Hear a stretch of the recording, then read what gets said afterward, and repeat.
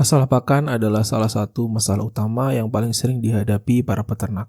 Utamanya peternak sering kesulitan mencari pakan karena harga pakan hijauan yang mahal, pakan hijauan yang langka, dan terbatasnya waktu peternak untuk ngarit mencari pakan.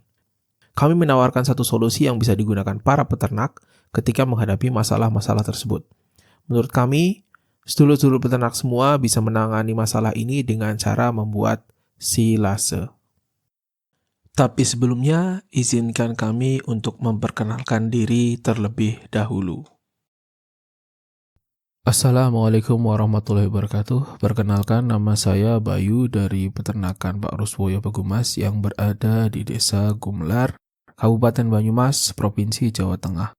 Peternakan kami berdiri sejak tahun 2001. Awalnya kami fokus pada ternak kambing perah dan pedaging.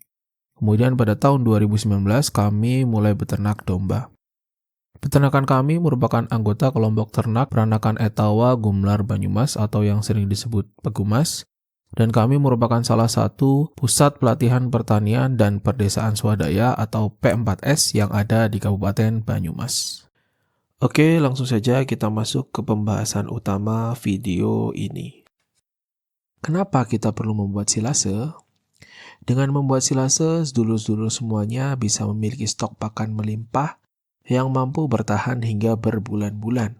Sehingga sedulur-sedulur peternak tidak kebingungan lagi ketika harga pakan hijauan sedang mahal atau pakan sedang langka. Selain itu, sedulur-sedulur juga jadi memiliki waktu luang yang lebih karena tidak harus ngarit lagi setiap hari. Waktu luang ini bisa sedulur-sedulur gunakan untuk hal produktif lain, seperti memperluas jaringan dengan peternak lain dan memperluas pemasaran produk peternakan. Intinya, silase adalah pakan ternak yang telah diawetkan dengan metode fermentasi. Ketika membuat silase, ada dua faktor utama yang menentukan kualitas silase, yaitu bahan silase itu sendiri dan proses fermentasinya.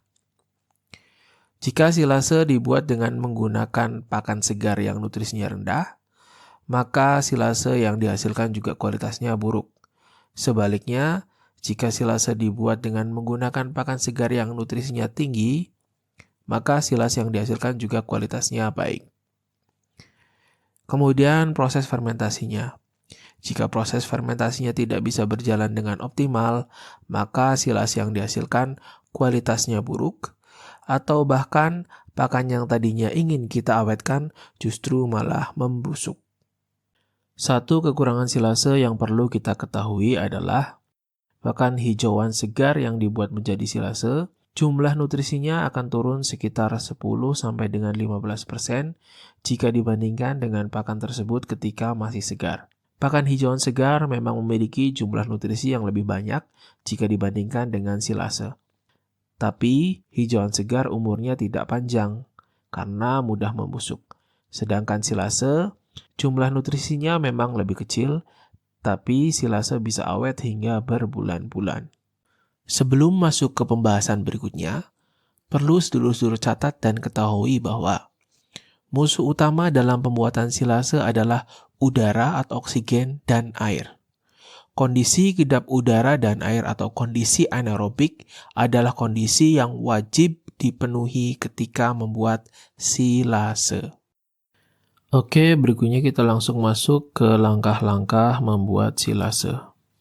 Yang pertama tentunya memanen pakan hijauan segar. Pakan hijauan yang bisa dibuat menjadi silase adalah pakan yang memiliki kandungan bahan kering atau dry matter di atas 30%. Kami merekomendasikan sedulur-sedulur semua untuk menggunakan pohon jagung atau tepung jagung dan juga daun singkong sebagai bahan membuat silase karena kandungan bahan keringnya sudah tinggi. Berdasarkan pengalaman kami, dua jenis pakan ini relatif lebih mudah untuk dibuat menjadi silase. Untuk pakan yang memiliki kandungan air yang cukup tinggi seperti rumput odot, rumput pakcong, dan rumput gajah, kami menyarankan sedulur-sedulur semua melayukan dan menjemur rumput-rumput tersebut di bawah sinar matahari agar kandungan bahan keringnya naik.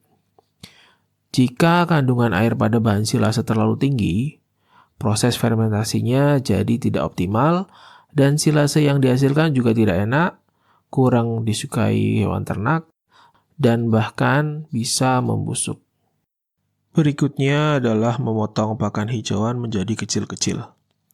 Secara teori, semakin kecil potongan bahan silase, maka akan semakin baik hasilnya. Karena bahan silase bisa menjadi lebih padat, sehingga tidak timbul banyak rongga-rongga udara di dalam wadah silase.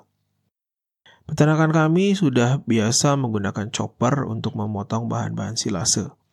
Bagi peternak yang belum memiliki chopper, bisa menggunakan golok, pisau, atau alat-alat potong lain.